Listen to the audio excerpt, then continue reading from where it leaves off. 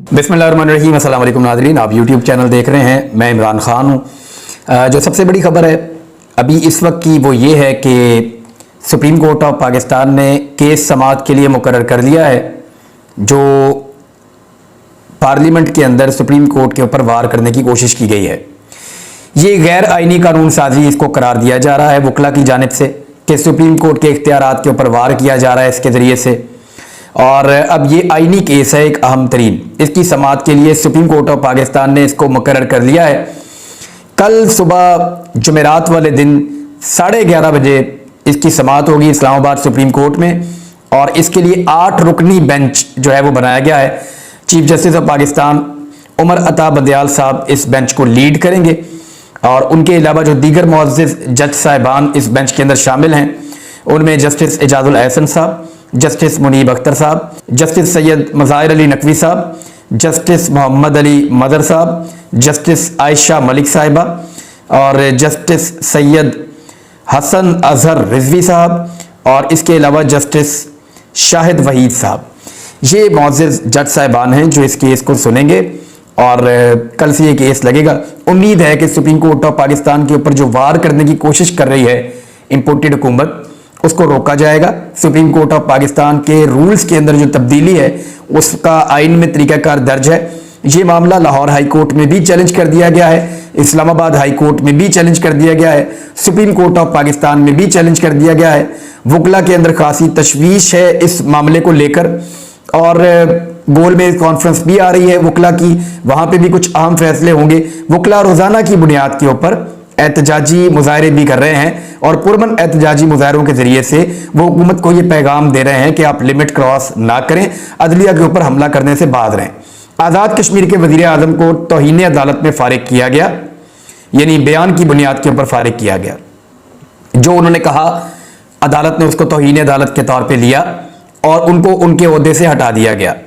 लेकिन क्या तौहीन अदालत इस मामले में नहीं है कि अदालत के अहकामात ही ना माने जाएं? अदालत की सबसे बड़ी तौहीन ये होती है कि हुकूमत या कोई सरकारी मुलाजिम हुकूमती अहकामात को मानने से इनकार कर दे या हुकूमती अहकामात को ना माने।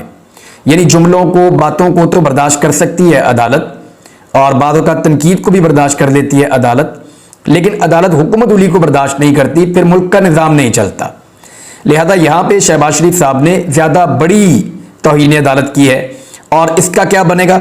इसका भी अब केस लग गया है। यानी हमें ऐसा लग रहा था कि 10 तारीख की रात को जब 12 बजेंगे तो अदालत नोटिस ले लेगी, 11 को कुछ हो जाएगा, लेकिन आज 12 तारीख थी। 12 तारीख को सुप्रीम कोर्ट ऑफ पाकिस्तान में पंजाब के इलेक्शन के लिए फंड्स ना देने पर हुकूमत और स्टेट बैंक को नोटिस जारी कर दिए हैं। अच्छा, पंजाब में इंतखाबात के लिए फंड की अदम फराहमी पर सुप्रीम कोर्ट ने attorney general, governor state bank, secretary खजाना और सेक्रेटरी इलेक्शन कमीशन को नोटिस जारी कर दिया है। इलेक्शन के लिए फंड्स की फराहमी तौहीन अदालत की कार्रवाई से ज्यादा अहम है, लेकिन इलेक्शन कमीशन की रिपोर्ट के मुताबिक वफाकी हुकूमत ने फंड्स फराहम नहीं किए, जो अदालती अहकामात की हुक्म अदूली है, जिसके नताइज कानून में वाजे हैं। चीफ जस्टिस ने तमाम अफसरान को परसों 14 अप्रैल को चैम्बर में तलब कर लिया, और गवर्नर स्टेट बैंक को दस्तयाब वसाइल से मुतालिक तमाम तफसीलात भी हमरा लाने का हुक्म दिया है। अदालत ने सेक्रेटरी खजाना को भी तमाम रिकॉर्ड साथ लाने की हदायत करते हुए इस्तफसार किया कि बताया जाए कि सुप्रीम कोर्ट के अहकामात पर अमल क्यों नहीं किया गया। अदालत ने सेक्रेटरी इलेक्शन कमीशन को पंजाब और खैबर पख्तूनख्वा इंतखाबात के हवाले से तमाम रिकॉर्ड भी फराहम करने का हुक्म दिया है। इसके अलावा मैं आपको यह बताता हूं कि जो सुप्रीम कोर्ट का नोटिस है उसके ऊपर लिखा हुआ है मोस्ट इमीडिएट, और जुम्मे वाले दिन ये केस लगा है। वैसे जुम्मे वाला दिन इतना अच्छा नहीं होता अदालत में PMLN का या इंपोर्टेड हुकूमत के लोगों का या PDM का। देखते हैं क्या होता है, लेकिन ये 3 सफ़ात पर मुश्तमिल एक नोटिस है जो सुप्रीम कोर्ट ऑफ पाकिस्तान ने जारी कर दिया है, और इलेक्शन कमीशन के डायरेक्टर जनरल लॉ को भी नोटिस जारी किया गया है। Secretary election commission DG law को ज़ाती हैसियत में पेश होने का कहा गया है, और इलेक्शन कमीशन हुकाम को यह भी कहा गया है कि पंजाब और खैबर पख्तूनख्वा में इलेक्शन के हवाले से तैयारियों का मुकम्मल रिकॉर्ड भी साथ लेकर आए। यानी इन इकदाम से लगता है कि अदालत ने यह फैसला किया हुआ है, और यह अदालत पहले ही फैसला कर चुकी है, अब तो उसमें कोई गुंजाइश है नहीं कि इंतखाबात को 90 रोज के अंदर उनके टाइम में करवाना है। अब 90 रोज के अंदर टेक्निकली तो हो नहीं सकते, क्योंकि एक डिले रमजानुल मुबारक की वजह से आया था, اور عارف الوی صاحب نے جو تاریخ دی تھی وہ 30 تاریخ دی تھی اپریل کی، لیکن اس کے بعد پھر جب الیکشن ملتوی کر دیے گئے تو 13 دن مزید ضائع ہو گئے، تو پھر 2 ہفتے مزید آگے کرنے کے بعد 14 مئی کی تاریخ عدالت نے دی ہے۔ اب یہ ٹیکنیکل وجوہات کی بنا پر الیکشن کوئی 1 مہینے آگے گیا ہے، اس کے علاوہ اور کوئی وجہ نہیں ہے۔ الیکشن کمیشن جو ہے وہ رپورٹ الیکشن کمیشن کی یہ بتا رہی ہے سپریم کورٹ آف پاکستان میں کہ سپریم کورٹ آف پاکستان کے حکم پر عمل نہیں کیا گیا۔ وفاقی حکومت کو 10 اپریل تک الیکشن کمیشن کو 21 ارب فراہم کرنے کا حکم دیا تھا۔ سپریم کورٹ کے نوٹس میں سپریم کورٹ کا جو فیصلہ ہے اس کا پیراگراف نمبر 4 اور پیراگراف نمبر 5 دونوں کا حوالہ بھی دیا گیا ہے۔ نوٹس میں وفاقی حکومت کو دیے گئے واضح احکامات کا ذکر موجود ہے۔ وفاقی حکومت کی جانب سے فنڈز کی عدم فراہمی بادی نظر میں سپریم کورٹ کی حکم عدولی قرار، یہ ہے جی نوٹس کا معاملہ، اور اب یہ سنا جائے گا عدالت میں، لیکن ڈے آفٹر ٹمارو یعنی جمعے والے دن سنا جائے گا، اور عدالت اس کو 11 بجے سنے گی۔ اور دوسرا ایک معاملہ ہے جو کل سنا جائے گا، جو قانون سازی عدالت کے اختیارات کو کم کرنے کے لیے کی گئی ہے، بار بار کی گئی ہے، صدر پاکستان نے واپس بھیجا، پھر دوبارہ پارلیمنٹ نے دوبارہ سے صدر پاکستان کو بھیجا، وہ 10 دن کے بعد آٹومیٹیکلی وہ منظور ہو جائے گی اور وہ ایکٹ بن جائے گا، لیکن اب اس کو سپریم کورٹ آف پاکستان میں سنا جائے گا۔ سپریم کورٹ آف پاکستان اس کے اوپر عمل درآمد روک دے گی، مجھے ایسا لگتا ہے، اور یہ معاملہ تاریخوں پہ چلا جائے گا، اور اس کے بعد ایک لمبی ڈیبیٹ شروع ہو جائے گی، بہت ساری پولیٹیکل پارٹیز اس کے اندر پارٹی بن جائیں گی، اور مجھے نہیں لگتا کہ سپریم کورٹ اپنے اختیارات کو سرنڈر کرے گی ایسے لوگوں کے سامنے جن کے اوپر خود کیسز ہیں، یا جو آئین سے بھاگنا چاہتے ہیں یا آئین شکنی کرنا چاہتے ہیں۔ عمران خان صاحب کے اوپر ایک اور ذاتی نوعیت کا بڑا اٹیک کیا گیا ہے۔ یہ جو ذاتی نوعیت کا بڑا اٹیک ہے یہ مفتی سعید کے بیان میں کیا گیا ہے۔ مفتی سعید وہ شخصیت ہے جنہوں نے عمران خان صاحب کا بشرا بی بی کے ساتھ نکاح پڑھایا تھا، سابق خاتون اول، اور اس وقت بھی مفتی سعید صاحب کا ایک سٹیٹمنٹ تھا، آج بھی ان کا ایک سٹیٹمنٹ ہے۔ آج عدالت کے اندر جو انہوں نے بیان ریکارڈ کروایا اس کا میں لبے لباب آپ کو بتا دیتا ہوں۔ مفتی سعید نے جو بیان ریکارڈ کروایا اس بیان کے مطابق عمران خان اور ان کی اہلیہ بی بی بشرا جو ہیں ان کے خلاف غیر شرعی نکاح کے کیس میں مفتی سعید کا بیان ہے جو ریکارڈ ہوا ہے۔ اسلام آباد کی عدالت میں بیان قلم بند کروانے کے لیے مفتی سعید اپنے وکیل کے ساتھ آئے، کمرہ عدالت میں پہنچے، جہاں انہوں نے اپنے بیان میں کہا کہ 1 جنوری 2018 کو عمران خان نے مجھ سے کال پر رابطہ کیا۔ عمران خان سے اچھے تعلقات تھے اور ان کی کور کمیٹی کا میں ممبر تھا۔ عمران خان نے مجھ سے کہا میرا نکاح بشرا بی بی سے پڑھوا دو۔ عمران خان نے کہا کہ نکاح پڑھانے کے لیے لاہور جانا ہے۔ مفتی سعید کے مطابق بشرا بی بی کے ساتھ ایک خاتون نے خود کو بشرا بی بی کی بہن ظاہر کیا۔ خاتون سے میں نے پوچھا کہ کیا بشرا بی بی کا نکاح شرعی طور پر ہو سکتا ہے؟ اس خاتون نے بتایا کہ بشرا بی بی کا نکاح کی تمام شرعی شرائط مکمل ہیں۔ خاتون نے بتایا کہ عمران خان اور بشرا بی بی کا نکاح پڑھایا جا سکتا ہے۔ 1 جنوری 2018 کو خاتون کی یقین دہانی پر عمران خان اور بشرا بی بی کا نکاح پڑھا دیا۔ پھر عمران خان نے مجھ سے فروری 2018 کو دوبارہ رابطہ کیا اور درخواست کی کہ بشرا بی بی سے دوبارہ نکاح پڑھانا ہے۔ مفتی سعید کے مطابق عمران خان نے کہا کہ پہلے نکاح کے وقت بشرا بی بی کا عدت کا دورانیہ مکمل نہیں ہوا تھا، اور عمران خان نے کہا بقول مفتی سعید کے کہ جناب 2017 میں بشرا بی بی کو طلاق ہوئی تھی اور وہ جو عدت کی ڈیوریشن ہوئی ہے وہ پوری نہیں ہوئی تھی، لیکن پیشن گوئی یہ تھی کہ وزیر اعظم بن جائیں گے، تو اس لیے بقول مفتی سعید کے عمران خان صاحب نے یہ والی بات کی۔ تو عمران خان نے بتایا کہ پہلا نکاح غیر شرعی تھا تو دوبارہ آپ نکاح پڑھا دیں۔ تو اب یہ بات 5 سال کے بعد مفتی سعید صاحب ڈنڈورا پیٹ رہے ہیں۔ اس سے پہلے مفتی سعید سو رہے تھے اور مفتی سعید اس کے بارے میں پہلے بات نہیں کر رہے تھے، لیکن اب مفتی سعید کو کس نے جگایا ہے، کس نے استعمال کیا ہے، اس کو جاننے کے لیے آپ کو مفتی سعید صاحب کی ہسٹری میں جانا پڑے گا۔ مفتی سعید صاحب کا حوالہ پہلے بھی موجود ہے اور ماضی کے اندر بھی یہ اسٹیبلشمنٹ کے ساتھ تعلقات ان کے عیاں ہو چکے ہیں۔ یہ بہت سارے حلقوں کے اندر موو کرتے رہے ہیں ماضی میں بھی، اور ان کی کہانیاں کچھ کتابوں کے اندر بھی مبینہ طور پہ لکھی ہوئی ہیں۔ تو اس کریکٹر کو تو ابھی ایک سائڈ پہ رکھتے ہیں، لیکن ان کا ایک بیان ہے وہ میں آپ کو سنواتا ہوں، بڑا انٹرسٹنگ، مفتی نعیم صاحب کا۔ یہ ذرا آپ سنیں گے مفتی سعید صاحب کا سٹیٹمنٹ، تو یہ خود وہ اپنے منہ سے کہہ رہے ہیں اور آج ان کا موقف مختلف ہے۔ مفتی سعید کیا کہہ رہے تھے اس سے پہلے، یہ ذرا آپ سنیے۔ رہنمائی فرما دیں، فقہا نے مسائل میں لکھا، یہ آپ شامی کے نکاح کا باب دیکھ لیں، بہت تفصیل سے اس میں رہنمائی کی ہے۔ فقہا نے لکھا ہے کہ بہت سے اقوال ایسے جن میں عورت کا قول معتبر ہے، بس عورت کا کہہ دینا کہ میری عدت گزر گئی، ختم ہو گئی بات، چاہے وہ 3 مہینے سے پہلے کہہ دے. سیدنا عمر رضی اللہ عنہ کے زمانے میں ہوا واقعہ تو امیر المومنین رضی اللہ عنہ نے فرمایا تھا کہ عورت کا کہہ دینا کافی ہے. عورت نے کہا میری عدت گزرے, کیونکہ ایام عام طور پہ 1 مہینے کے بعد وہ سائیکل ہے نا پورا, لیکن اس سے کہا جلدی پورا ہو گیا, ختم ہو گئی بات. اب یہ مفتی سعید صاحب کا سٹیٹمنٹ ہے.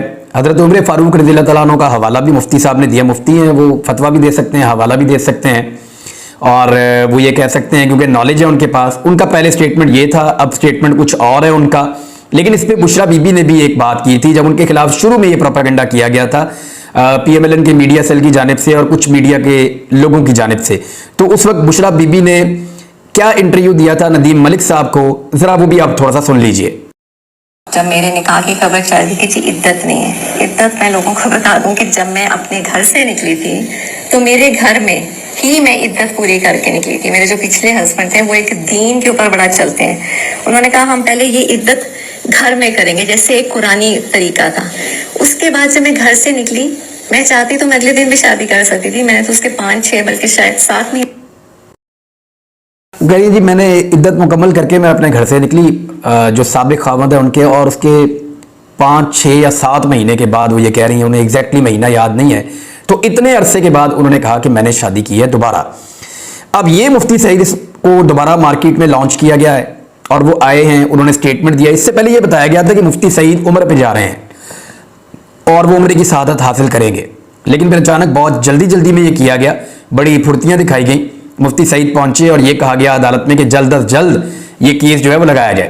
اعجاز چودھری صاحب کہتے ہیں کہ عدت کے ختم ہونے میں عورت کا قول معتبر ہے. انہوں نے ٹویٹ کیا ہے, یہی فتویٰ دارالعلوم دیوبند کا ہے, یہی فتویٰ دارالعلوم بنوری ٹاؤن کا ہے, اور فقہ حنفی کی سب سے معتبر کتاب فتاوی شامی میں بھی یہی لکھا ہے. یہ اعجاز چودھری صاحب نے بھی ایک ٹویٹ کیا ہے, میں نے کہا میں آپ کو پڑھ کے سنا دیتا ہوں. اب آ جائیں اس بات کے اوپر کہ مفتی سعید صاحب نے عمرے پہ جانا تھا. وہاں سے مجھے یاد آ گیا کہ شریف خاندان کے لوگ عمرے پر گئے ہوئے ہیں. آپ کو یاد ہوگا کہ پی ایم ایل این کے میڈیا سیل نے اور میڈیا کے لوگوں نے سوشل میڈیا پہ بہت رولا ڈالا ہوا تھا کہ شاہی فیملی نے یا سعودی عرب کے بادشاہ نے اور ان کی فیملی نے نواز شریف صاحب کو دعوت دی ہے پوری فیملی سمیت کہ وہ آئیں اور آ کر عمرے کی سعادت حاصل کریں رمضان المبارک کے آخری عشرے میں. میں نے آپ سے کہا تھا کہ بہت جلد پتہ چل جائے گا, اس کی تحقیقات ہو جائیں گی اور آئیڈیا ہو جائے گا. تو اس کے بعد ہم نے سعودی عرب میں جو اپنے سورسز ہیں ان کو متحرک کیا تھا. خبر میں آپ کو دے دیتا ہوں, اس کی آپ تصدیق کر سکتے ہیں کسی بھی ذریعے سے. اور جو خبر میں آپ کو دے رہا ہوں وہ یہ ہے کہ جدہ کے کونسل جنرل سے یہ کونسل خانے سے یہ خبر آئی ہے, اور خبر یہ ہے کہ یہ نجی نوعیت کا دورہ ہے نواز شریف صاحب کا بھی اور مریم نواز صاحبہ کا بھی, اور اس میں کوئی سفیر ان کو لینے کے لیے ایئرپورٹ پر نہیں آیا. رائل فیملی کا کوئی نمائندہ بھی, بادشاہ سلامت کی جو فیملی ہے, سعودی ولی عہد یا ان کی فیملی سے کوئی ممبر یا ان کا کوئی نمائندہ, وہ بھی ایئرپورٹ پر لینے کے لیے نواز شریف کو یا مریم نواز صاحبہ کو یا خاندان کے دیگر لوگوں کو لینے کے لیے کوئی بھی نہیں آیا. کونسلیٹ کا بھی کوئی آفیسر ایئرپورٹ پر لینے کے لیے اس فیملی کو نہیں گیا. اب اس وقت جو میرے پاس اطلاع ہے وہ یہ ہے کہ شہباز شریف صاحب رائل فیملی سے رابطہ کرنے کی کوشش کر رہے ہیں. دیکھیے اگر شہباز شریف صاحب جاتے ہیں عمرہ کرنے کے لیے تو بطور وزیر اعظم ان کو وہاں پہ شاہی خاندان کی طرف سے ایک مخصوص پروٹوکول دیا جائے گا. اسی پروٹوکول کے حصار کے اندر نواز شریف بھی آ جائیں گے, مریم نواز بھی آ جائیں گی اور باقی خاندان کے لوگ بھی آ جائیں گے. تو وہ وزیر اعظم کے پروٹوکول کے ساتھ وہ عمرے کی ادائیگی کر سکیں گے. اب تک کی اطلاع کے مطابق جب میں یہ ویڈیو ریکارڈ کر رہا ہوں, شریف خاندان کے لوگوں نے عمرے کی ادائیگی کے لیے اپنا ہوٹل نہیں چھوڑا.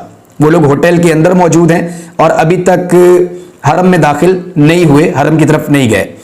ہاں یہ ہے کہ وہ بہت اچھے کمرے مل جاتے ہیں وہاں پہ جہاں سے آپ کو خانہ کعبہ کا ویو نظر آتا ہے اور آپ کو یہ سعادت نصیب رہتی ہے کہ وہاں سے آپ خانہ کعبہ کو دیکھتے رہتے ہیں اور آپ دعا کر سکتے ہیں. تو وہ کمرے ان کے لیے اویلیبل ہیں. لیکن اس خاندان نے ابھی تک حرم کے اندر طواف کی نیت سے یہ داخل نہیں ہوئے, عمرے کی نیت سے داخل نہیں ہوئے اب تک جب میں یہ بات کر رہا ہوں.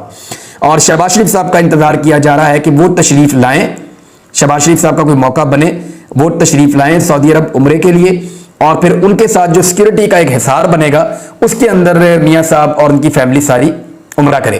ادروائز ایک انفارمیشن میرے پاس اور ہے اس میں, وہ انفارمیشن یہ ہے کہ شہباز شریف صاحب کی گورنمنٹ سعودی رائل فیملی سے رابطہ کرنے کی کوشش کر رہی ہے कि नवाज शरीफ और मरियम नवाज साहिबा को पॉलिटिकली एक्सपोज होने की वजह से सिक्योरिटी फराहम की जाए और प्रोटोकॉल फराहम किया जाए, जिसका अभी तक बंदोबस्त नहीं हो सका। अगर अभी तक बंदोबस्त हुआ होता तो अब तक वो निकल के हरम में दाखिल होते, और उन्हें जाना चाहिए, बिल्कुल उम्रा करना चाहिए, और किसी को भी रास्ते में रुकावट नहीं बनना चाहिए। ये इबादत की जगह है, यहाँ पे किसी किस्म की पॉलिटिकल एक्टिविटी नहीं होनी चाहिए। बहरहाल वो उम्रे के लिए एक सिक्योरिटी का प्लान चाहते हैं कि उनको सिक्योरिटी फराहम की जाए ताकि वो हरम से निकलकर वापस से अपने होटल तक जाएं और फिर मदीना मुनव्वरा के लिए वो ट्रैवल करें। तो सिक्योरिटी प्लान की तैयारी अभी तक की जा रही है, और पाकिस्तान का जो अमला मौजूद है सऊदी अरब में, वो लगातार रब्ता करने की कोशिश कर रहे हैं रॉयल फैमिली से, और रिक्वेस्ट भेज रहे हैं कि शहबाज शरीफ जो वज़ीर आज़म है पाकिस्तान के, उनकी फैमिली के अरकान मौजूद हैं मक्का मुअज़्ज़मा में, उनको वहाँ पे प्रोटोकॉल और सिक्योरिटी फराहम की जाए। एम्बेसी में से भी कोई नहीं गया, मैं आपको ये भी बता देता हूँ। और अगर सिक्योरिटी फराहम की गई तो जब इमरान खान साहब वज़ीर आज़म नहीं थे और वो गए थे तो उनके साथ 2 पुलिस वाले फराहम किए गए थे, और लोग वैसे ही बहुत सारे उनके साथ जुड़ गए थे, उनके अपने साथी भी उनके साथ थे। तो मियां नवाज शरीफ साहब को भी लेने के लिए सेक्रेटरी जनरल हैं गालिबन PMLN के वहाँ सऊदी अरब के, जो उनको लेने के लिए आए थे। तो ये है जी पूरी मैंने आपको बता दी है स्टोरी के, जो ये दावा किया गया था कि नवाज शरीफ सऊदी शाही खानदान के मेहमान हैं, तो वो दावा फिलहाल अभी तक गलत साबित हुआ है। हाँ, ये कोशिश की जा रही है कि उनको कुछ प्रोटोकॉल वहाँ पे दिलवाया जाए। नाजरीन, मजीद शहरों के भी हकायक सामने आ गए हैं सर्वे में, वो मैं आपको अगले व्लॉग में बताऊंगा। अब तक के लिए इतना ही, अपना ख्याल रखिएगा, अपने चैनल का भी। अल्लाह हाफ़िज़।